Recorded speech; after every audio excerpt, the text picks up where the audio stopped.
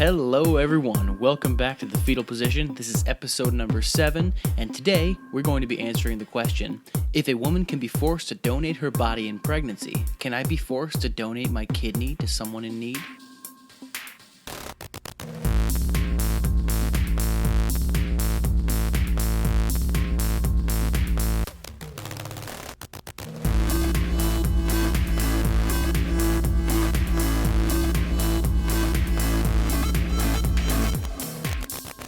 Alright, well, welcome back to the Fetal Position. I missed you guys last week. I was unable to dedicate the amount of time I wanted to dedicate to the recording of this episode because my grandmother was, she was diagnosed with mesothelioma right around Mother's Day, a little bit before Mother's Day. It was a very, very rapidly spreading disease in her lungs. It spread very rapidly to beyond a point where the doctors would recommend any sort of treatment. Because of that, there was a lot of organizational stuff that needed to be done when it comes to the family and taking care of her and things like that. A little bit later, so she ended up actually passing away last weekend, but not before she was able to say her final goodbyes. Which was, if it's going to happen this way, I think that it was a good way for it to happen. I know it sounds weird to say that it's a good way for someone to die of a rapidly spreading cancer, but she had enough time to get her final thoughts in order, leave us some notes and stuff, and I'll actually be talking a little bit about that a little later this episode. And she ended up being able to say goodbye to everyone who was able to make it to her house.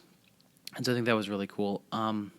When we went to visit her, she was in and out of sleep, and needed pain medication and all that stuff. And when she ended up waking up, I was instructed by my grandpa to come over and kind of kneel by her bedside. It was one of those hospice beds in her living room, and she was able to recognize me, and she said, "Oh, it's you, Elijah." And she gave me a smile, and then I called my wife over, and she was able to say goodbye to my wife and put her hand on my wife's belly. And my grandpa whispered to her, "Jackie, that's our 4th great-grandchild." And so, yeah, it was good. Obviously not easy, but so like I said, she was able to leave some notes and stuff behind, and my brother was going through some of the things that she had done in her life, and one of the things that he found that was relevant to this podcast is a note that she wrote to a reverend at the University of Notre Dame. So she wrote to someone named Father Jenkins, and she said, "We are saddened by your invitation to Barack Obama to speak at your commencement this year. Our grandson is a recent graduate of ND, and when we visited the campus, we were struck by the spirituality of the place, so much more than at our local Jesuit college. That you would invite a rabid pro-abortion person to a site with which we were so impressed is very disheartening. Perhaps you think that it is a coup to have the President of the United States to speak at your commencement. Just the opposite is true. It is to Mr. Obama's advantage that the most important Catholic university accepts him and his anti-life views. This action only serves to further advance the irrelevancy of the Catholic Church, which rails against abortion on one hand and then embraces politicians who support and promulgate it, as in the recent removal by Mr. Obama of President Bush's refusal to give aid to those foreign family planning entities that provide abortions. On the other hand, Mr. Obama is a particularly odious sort of pro-abortionist who, by his action in Illinois, not only condones, but requires that babies born alive after unsuccessful abortion be killed. We are sick at heart that you have taken this action. Sincerely, my grandparents." Um, to be honest, I didn't know that she felt strong enough to actually write a letter. But it's good to know that I'm going to be continuing her one of her passions in life in this podcast. So thanks, Grandma. Rest in peace. All right. Switching gears. Another thing by way of current events that I want to talk about is, just very briefly, it is a very sad day today, as of Sunday, what is it, May 29th, 2016, because the Libertarian Party has officially nominated Gary Johnson, and that pretty much, at least for this election, puts the nail in the coffin of anyone being on the ballot who is pro-life. Clinton is unashamedly pro-choice, as is Bernie Sanders, because we don't know. we know, unless she gets indicted. But both the Democrat possibilities are unashamedly pro-choice. Donald Trump, I don't believe a word that man says. He used to be pro-choice. He says he's now pro-life, but, whatever. I'm not going to get into Donald Trump. I don't believe that anything that he had to say on the issue. He doesn't seem grounded in any sort of fundamental underpinning of where he stands on the abortion issue. And he also said that he would nominate someone to the Supreme Court who is extremely pro-choice. So, and because everyone else in the Republican line dropped out, there's no pro-life person on the Republican or the Democrat side, and the only possible pro-life candidate that was going to be on the ballot in all 50 states was going to be the Libertarian Austin Peterson. But he came in second place last night this morning in the vote. So looks like we're going to have to keep going at this from the local level. You know what, though? Who am I kidding? The Libertarian presidential candidate is not going to win. But at least we could have said that if the pro-life issue was as important as obviously it really is to us, then we could have voted for a pro-life candidate. But that's not an option anymore. So let's focus on changing the hearts and minds of people in our direct circle of influence. Let's take this opportunity to realize that we, at least politically, are in the minority, but that doesn't mean we have a terrible message. That means that we have we just need to get better and get more open and more persuasive in our message. After all, we're defending the most basic human right for all innocent unborn human children. What could be more noble than that?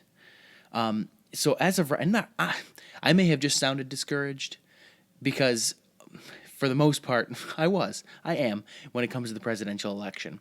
But this is obviously not the end of our possible changing the future, changing elections into the future. If we, and I think this is definitely happening, if we become a movement, and if we continue this snowball effect that we have currently going, I think that we're going to have a major impact on the next several years worth of elections, both locally and nationally. I don't see it as an option for us to not do that.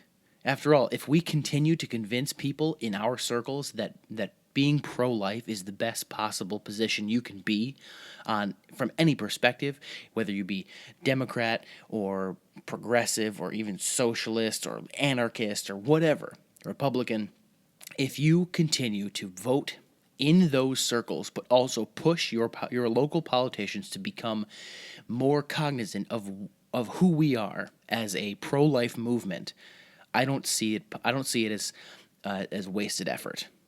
Of course, I don't think it's possible for this at all to be a wasted effort, because how could defending the defenseless be wasted? I don't think it's possible. So be not discouraged, my friends. Continue steadfastly into the fight. So I think I'm probably talking to myself as much as I am talking to anybody else who's listening, that to not be discouraged. One of these episodes I want to do once the Democrats nominate Hillary Clinton, because Bernie's not getting it, and once the Republicans nominate Trump officially, I want to do an episode on analyzing their specific stances on abortion, because I think even though all three are pro-choice, I think the Libertarian candidate would be the best pro-life vote, not because he would necessarily make abortion illegal, but because he does not want it to be a federal issue. He wants the states to decide. And if we've seen anything, if we're looking at like Oklahoma, that recent nullification thing that they did, where they just basically said, no thanks, federal government, we're not going to pay attention to your opinion. If that is an example for how things can potentially be, I think we have a good chance at being at having a greater effect by just influencing local elections. But if we're going to influence anything at all on the federal level, we might as well influence it to a point where the abortion issue is no longer a federally mandated issue. All right. Enough of that. Next step is I want to talk a little bit about Cole's development. As you can probably guess, because we didn't have an episode last week, I'm going to talk about how he is. So last time I recorded an episode 2 weeks ago, I ran over 35 weeks, and now he's at 36 weeks. Well, he was at 36 weeks last week and 37 weeks this week. So we're getting pretty darn close. For 36 weeks. Baby Center says this: your baby is still packing on pounds at the rate of about an ounce a day. He now weighs almost 6 pounds and is more than 18 and a half inches long, about the size of a head of romaine lettuce. So basically 6 pounds. I mean, people have babies at 6 pounds, 18 inches long. He's shedding most of the downy covering of hair that covered his body, as well as the vernix caseosa, or caseosa, the waxy substance that covered and protected his skin during his 9-month amniotic bath. Now, this part's interesting too. Your baby swallows both these substances along with other secretions, resulting in a blackish mixture called meconium that will form the contents of his first bowel movement. So for those of you guys who have been in the room or have witnessed a very early a newborn's first bowel movement, it's weird, and it's blackish and tar-like, and it's I will have to say it's a little bit gross, but that is just the combination of the things that the baby has been swallowing during the last little bit of development, starting around, well, at least here, starting at 36 weeks. And so 37 weeks, which if you're listening to this on Memorial Day, happy Memorial Day. And also, this is the beginning of Cole's 37 weeks development. The Baby Center here says this about that: your due date is very close now, but doctors don't consider your baby quote-unquote full term until 39 weeks. Spending the next 2 weeks in the womb allows your baby's brain and lungs to fully mature. So if you're planning on having a repeat C-section, for example, your practitioner will schedule it for no earlier than 39 weeks unless there's medical reason to intervene earlier. Many babies have a full head of hair at birth, with locks from 2.5 or from 1 inch or ½ inch to 1.5 inches long. But don't be surprised if your baby's hair isn't the same color as yours. Basically, it goes on to talk about hair color, hair length, and it says at this point your baby weighs 6 1/3 pounds and measures a bit over 19 inches, head to heel, and it's about the size of a bunch of Swiss chard. Which, again, I did not know what that was, so I looked it up, and it's basically just some, greenish lettuce-looking stuff. So my baby is a salad. Now, I know what you're thinking. Elijah, come on already. I would like to know that the baby is born. Well, calm down. Soon enough. Okay, so the second last thing I want to talk about, or the last thing I want to talk about before we talk about the being forced to donate a kidney, is a guest. A guest, my voice. I think my voice is cracked. A guest that I'm going to be having at some point in the future. Someone or a couple of people, I'm not sure yet who is going to be there, but it's someone from the New Wave Feminism. On Facebook, the private Facebook group, it's thefetalposition.com/Facebook if you want to join that. Lots of really interesting discussions going on there. There's actually a few things in there now that I wanted to bring up in here, but I just didn't have enough time. So thank you everyone for your contributions. It's giving me way more ammo than I even know what to do with at this point with a weekly podcast here. But yeah, so I have confirmed having someone from New Wave Feminism as a guest very soon. Now I know what some of you may be thinking. Feminists, dang it, I aren't all feminists these like very, very pro-choice people? No, they are not. But even if they were, I don't mind having somebody pro-choice on the show. But I don't think they would probably come on just yet. Maybe I could. Who even knows? Maybe I'll host a debate at some point in the future, or do a debate. I don't know. So, New Wave Feminists, they have the website that they have is newwavefeminists.com. So it's plural, newwavefeminists.com. And their website is great. I love they make these quote pictures or meme type things. They hand out these little cards that talk about who they are. On their about section, it says this: New Wave Feminists are here to take feminism back from those who have corrupted it. Dang it, I just love that kind of stuff. It's so sassy. I love it. It's fantastic. All right, I'm continue. Sometime before we were born, our womanhood was traded for a handful of birth control pills, the privilege to degrade ourselves in Playboy, and the right to abort our children. It's time for the return of common sense feminism, which refuses to exploit women in the name of liberation and create victims while settling for equality. Instead, we will live up to our full potential and demand others rise up to that level as we embrace how strong and BA women truly are. Now, they say the word, but this is a clean podcast, so I'm not going to say it. And it also says here, also, we're pretty flippin' funny and have totally rad hair. Now, on the About page, they have a meme on the left-hand side here with pictures of two ladies, and it says, a quote from Berita Brunner says here, the problem again with mainstream feminism's quote-unquote solutions, like abortion, is that it presumes our equality must lower us to a flawed standard.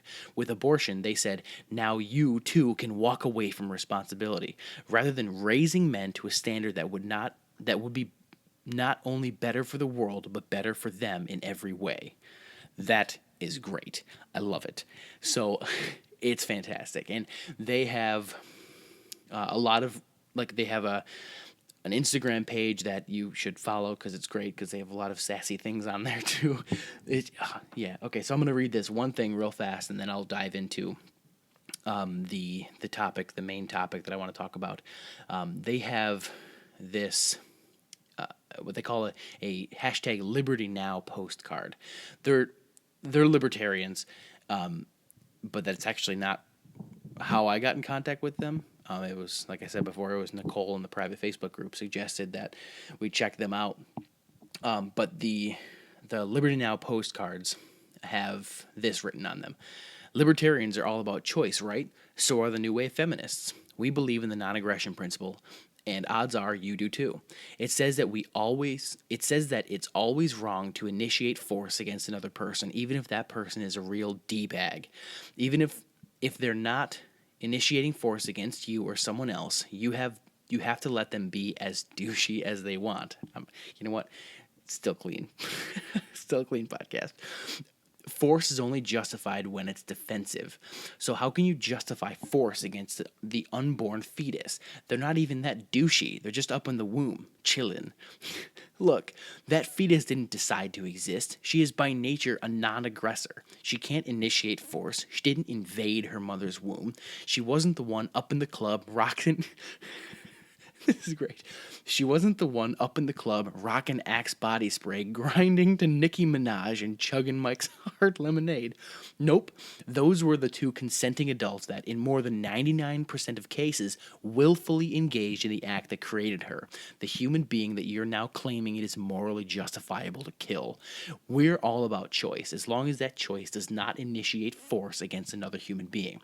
There is no moral argument for intentionally killing an innocent, passive, non-aggressor. Under the NAP, the non-aggression principle, under the golden rule, under any system of ethics or morals that says killing an innocent human being is wrong, abortion cannot be justified. That's great. I love it. I cannot wait to have them on the show. I'm gonna talk a little bit about feminism and how a proper view of feminism leads them to understand that being pro-life is the best possible position. And then I want to just kind of explore their approach, because it's very different than mine. I would love to be as punchy as that. It's fantastic. But I don't know. I'm a little bit witty here and there, but not as... That's awesome. I'm a little bit jealous. All right. So, on to the final topic. As I stated at the beginning of this episode, the question I want to kind of explore here is the question that you've probably gotten if you've had discussion with people who are focusing on a woman's bodily autonomy. They'll say something like, if a woman can be forced to donate her body in pregnancy, can I be forced to donate my kidney to someone in need? Now, first off, I want to make sure that we understand what this person is asking and the reason that they're saying what they're saying. How they see this is they see these two situations as morally equivalent. They see the woman who is being forced to donate her body for a certain amount of time as morally equivalent to someone being forced to donate their kidney. Now, the key to assessing analogies like this is to figure out where the morally relevant difference is. One of the easier analogies that you can use to point out where the morally relevant difference is in the burning research lab example, or the burning research lab analogy. In this analogy, you have someone will ask you, so their goal is to make sure that you are seeing the unborn and the born as the same moral worth. What they'll say is, so you are faced with a dilemma where you can save a handful of vials that contain newly fertilized eggs, quote unquote fertilized eggs, or new embryos, and you say you can save 10 of those, or you can save a single newborn baby. Which would you save? Now, the goal for this analogy is for them to catch you in saying that you will save the newly born child, because that's what any, I think, reasonable person would do. Now, we can get into different things about this analogy. Let's say that we save the newborn baby, right? And we let the embryos die. Does that mean that the embryos did not have inherent moral value? No, of course not. Now, a lot of times I like to answer the question, I would save the embryos. Now, I do it sort of tongue-in-cheek because I genuinely would not save the embryos. And if they say, no, you definitely wouldn't, I was like, okay, well, what if I did? Does that mean that the newborn baby does not have inherent moral worth? No, of course not.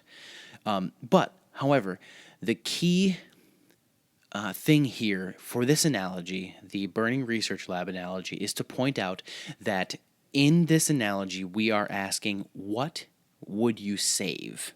Would you save the embryos or would you save the newborn?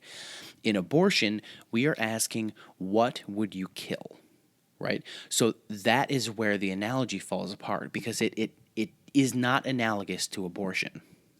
Now, jumping back to the question about donating a kidney, what is the morally relevant difference between pregnancy and forcibly donating a kidney?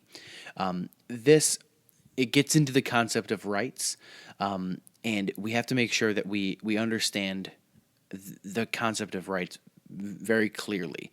I really want to do an episode of the fetal position on the concept of rights, whether they're natural rights or negative rights or legal rights. I want to get into that at some point in the future, but it's not necessary to analyze this argument here. The key here is that if we kill an unborn human being, we are violating their right to life, as well as other rights, including their right to the future, right to their bodily autonomy, things like that. However, if you refuse to donate a kidney or refuse to donate blood, you're not violating anyone else's rights. However, taking an organ or blood from you without your consent is a clear violation of your rights. So, in this analogy, the pro-choice person wants us to conclude that it is perfectly legitimate to violate another human being's right to life because you will not allow someone else to violate your rights by having them force you to donate a kidney. Now, this is where it gets interesting, because when that analogy falls apart, it leads us right to the point that we want to talk about, and that it is what the proper role of a woman is in pregnancy. Is it really a violation of her rights to say that she ought to continue the pregnancy? Now, this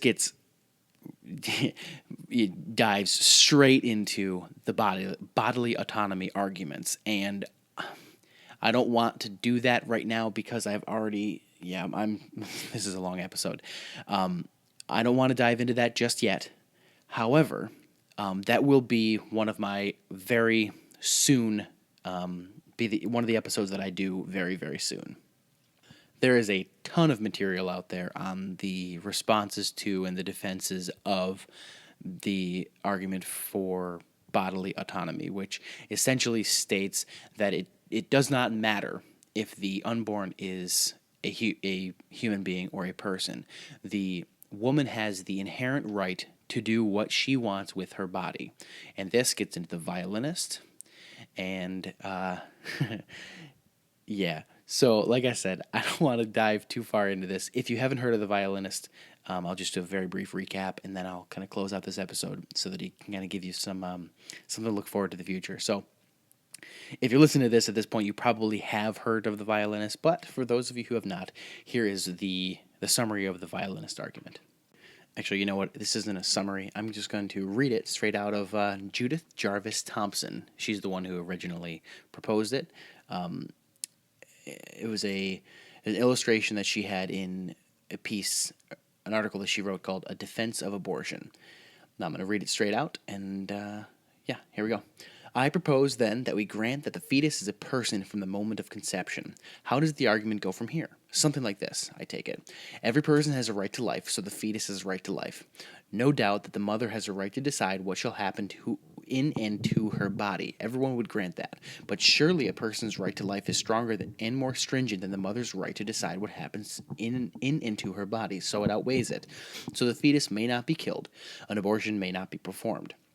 It sounds plausible, but let me ask you to imagine this. You wake up in the morning and find yourself back in bed with an unconscious violinist, a famous unconscious violinist. He has been found to have a fatal kidney ailment, and the Society of Music Lovers has canvassed all the available medical records and found that you alone have the right blood type to help. They have therefore kidnapped you, and last night the violinist's circulatory system was plugged into yours so that your kidneys can be used to extract poisons from his blood as well as your own.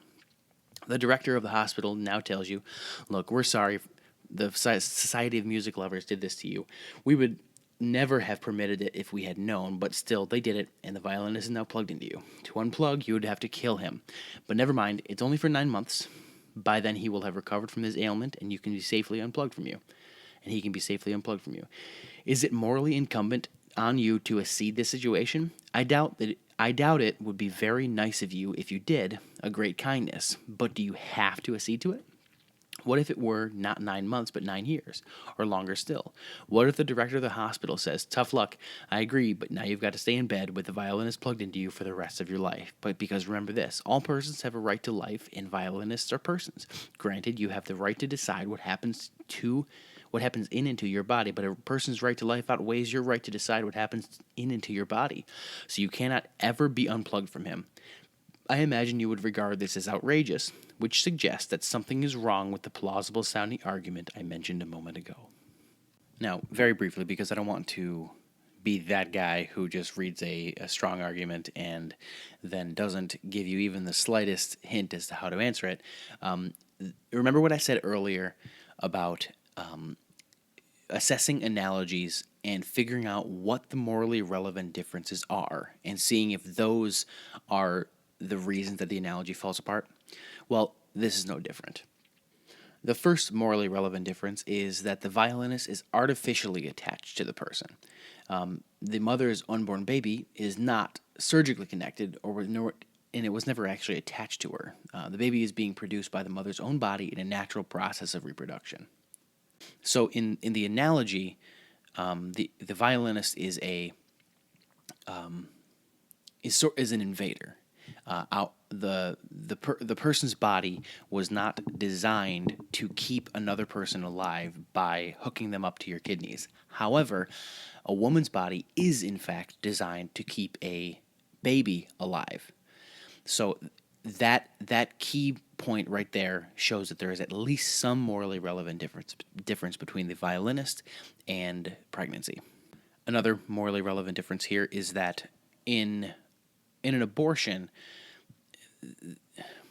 it is not simply withholding life-giving treatment. An abortion is actively taking another human being's life through poisoning or dismemberment or something like that. So for the analogy, the violinist analogy to have been solid, you would have to basically walk over and actually physically kill in one way or another, like, snuff him out with a pillow or slice his throat or something like that, because an abortion is an active killing. It's not just passively disconnecting.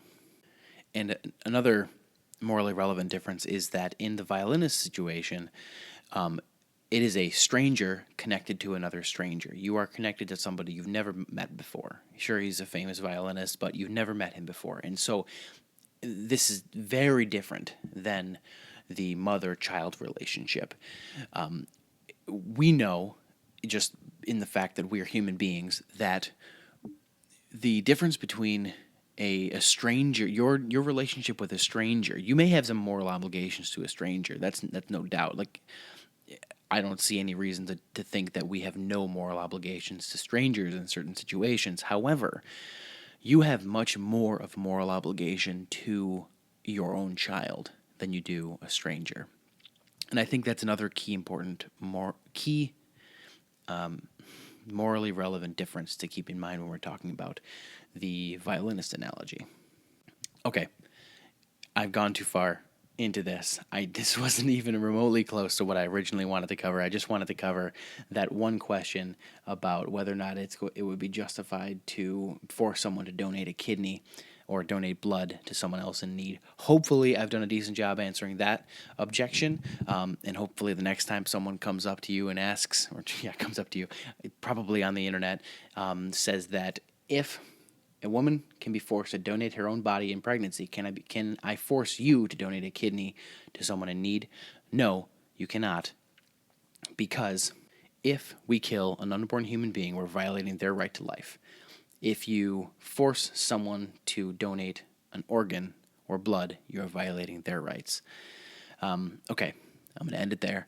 And if you guys have any comments or questions, feel free to leave them on the show notes today, which will be thefetalposition.com/7. You can also follow me on Twitter, thefetalposition.com/Twitter, or you can just search on Twitter at fetal_position. If you have the desire to join the private Facebook group, one of the reasons so that we can discuss these things in a way that will not notify everybody on your friends list. Open groups notify everyone of what kind of discussions you're having. So if you have any sort of doubt or something like that, I wanted it to be a close-knit group where we can just discuss these things, bounce ideas back and forth without having to face Aunt Betty during Thanksgiving dinner and her to say, well, I can't believe you were talking about the possibility of a woman being able to have an abortion. Because we don't want to talk to Aunt Betty about it, especially if it was just a moment of weakness where we just didn't know the answer to the question. Thefetalposition.com/Facebook to join that. And I think that's all I got for you guys. So I hope to see you guys next week, and go out and talk to somebody. And if you encounter an objection, post it in the Facebook group. Contact me on Twitter. Maybe it'll be the next episode. Actually, I think the next episode is going to be bodily autonomy. You know what? Right now, I am saying that the next episode I'm going to do is bodily autonomy. Episode 8 is going to be on bodily autonomy. At least a part of it. I'm going to focus on it. Okay, that's it. I'm done. Hit the music, and talk to you guys next time.